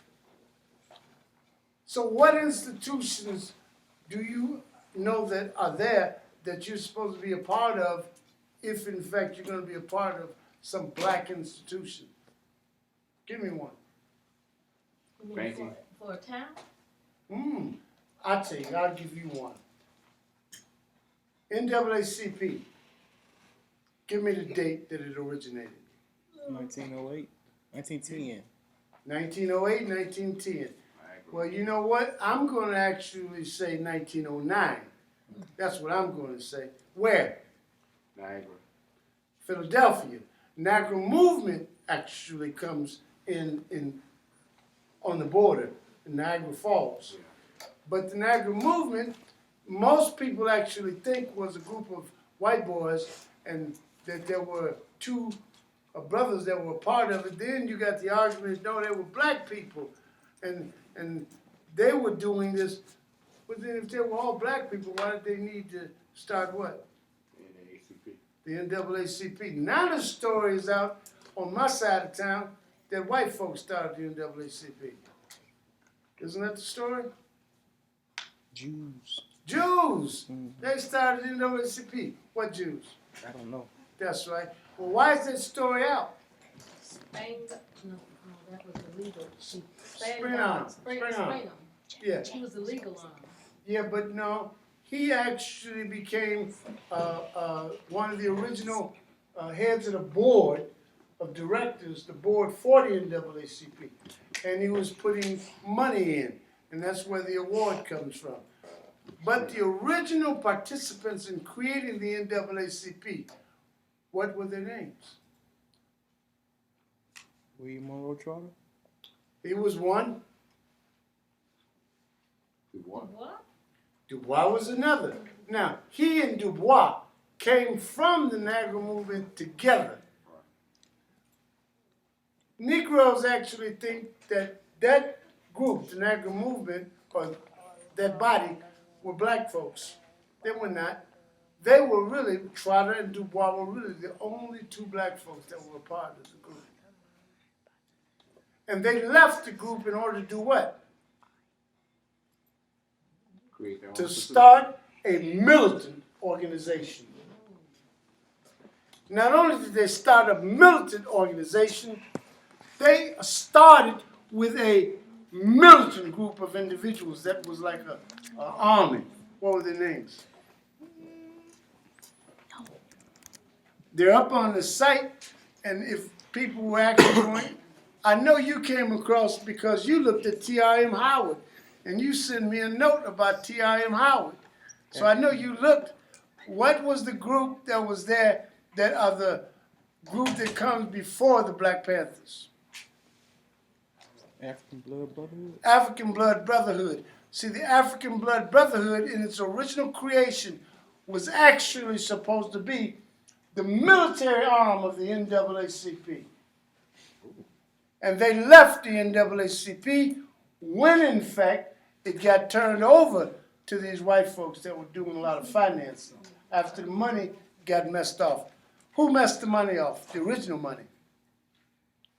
Some of us W.E.B. Du Bois spent all the original money that came in to create the NAACP. The money came from where? The original money that came to finance came from Trotter and And Trotter's father was. Booker T. James Trotter was William Monroe Trotter's father. What? What? Booker T. Washington. Booker T. Washington gave a dime up to this. Okay. No. The original money came from William Monroe Trotter, Ida B. Wells. What does the B stand for? Barnett. Barnett is her married name. It's a name that she actually takes on when she marries a Barnett. I see. B stands for Bell. No. Yes. Beautiful. Huh? Beautiful. Bell, the word Bell means, and it has the meaning beautiful. That's what the word Bell means. We're about to have to get out of here. We only have a few minutes. I was trying to get a point across about money. Ida B. Wells. Ida B. Wells. William Monroe. William Monroe Trotter. Dubois spent the money. Dubois spent the money. It's one more contributor for the original group that comes together to form the NAACP. His name is Robert Reed Church. Ah.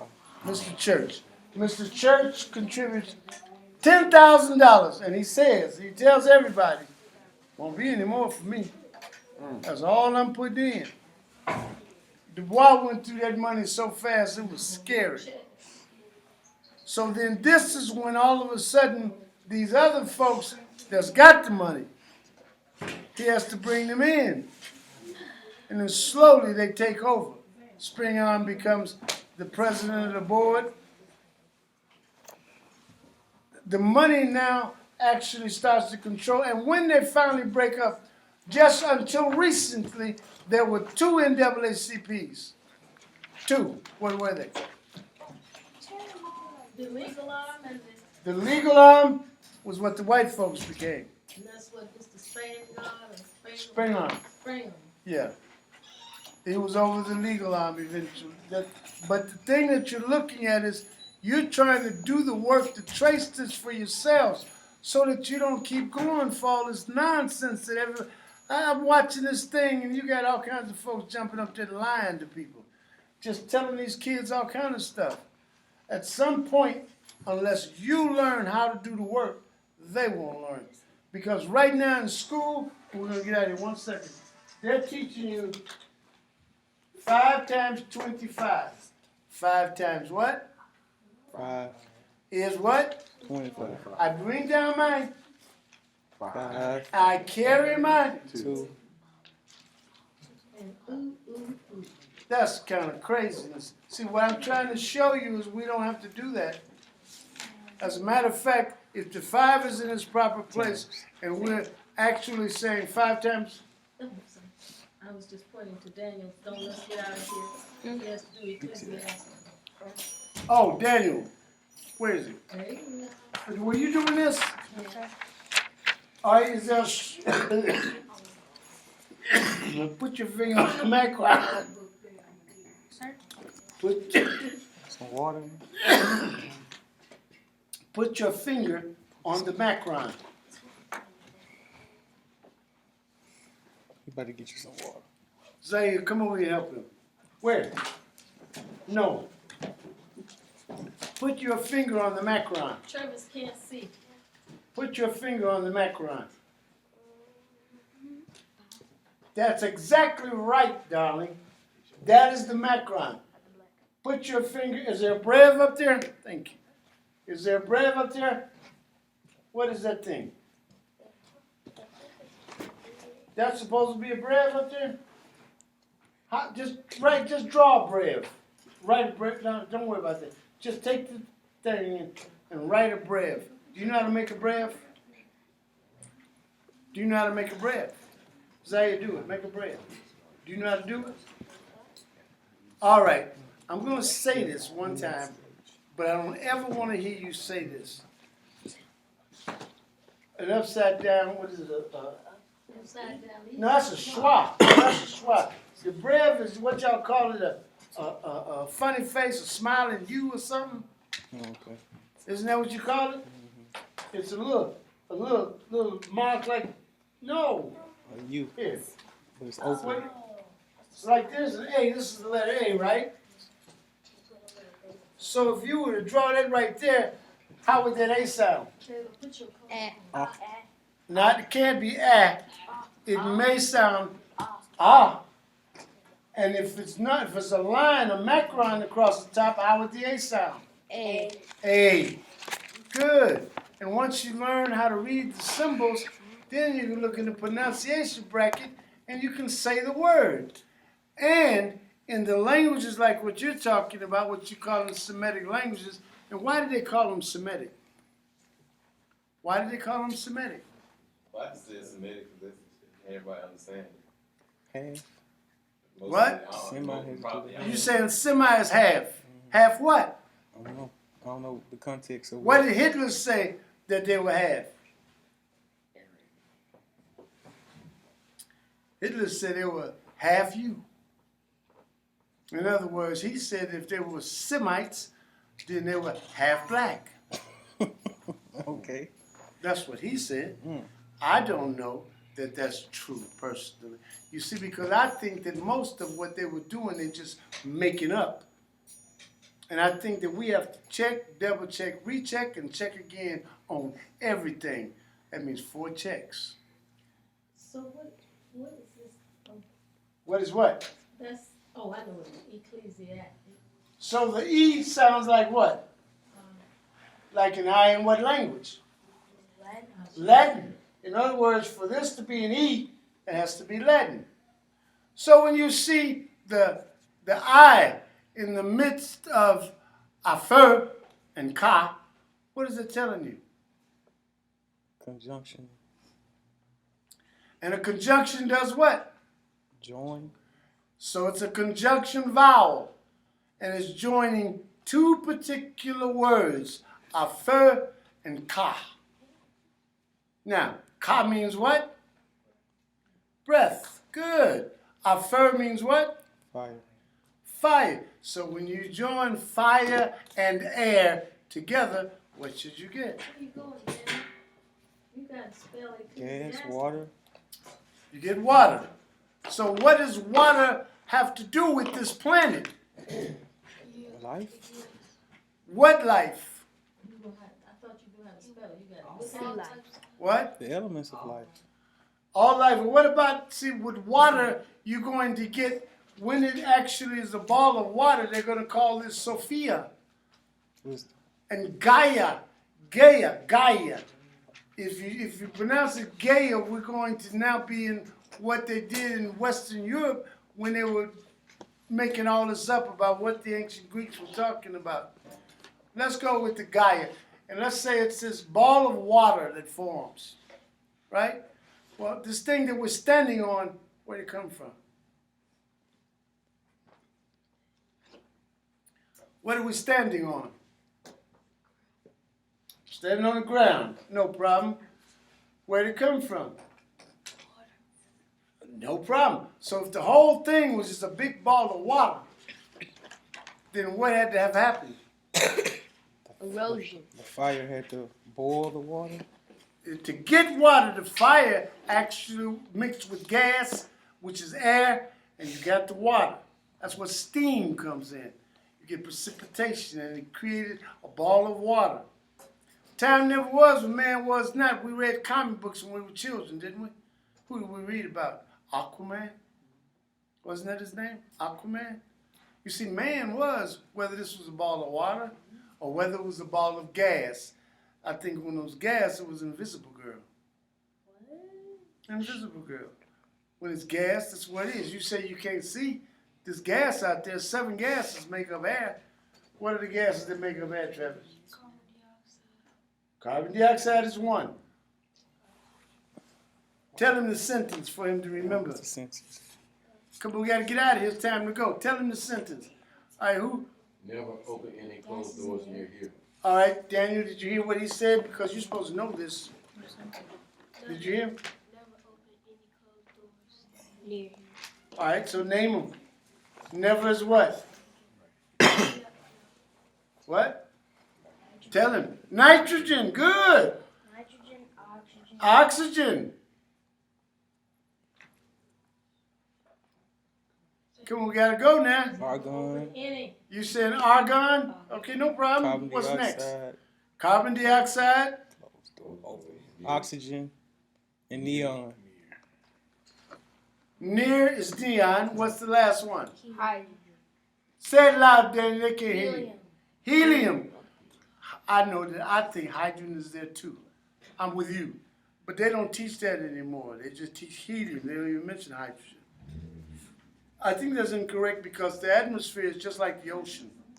And where the ocean is water, and that's why we call it, coming out of the sink, we call it hydrogen. You follow me? So I'm with you. I think it's hydrogen, but what he said is correct. On the test, you're going to have to write helium. Okay? Yes, sir. Come on, y'all. We do this next week. It's time to go. hold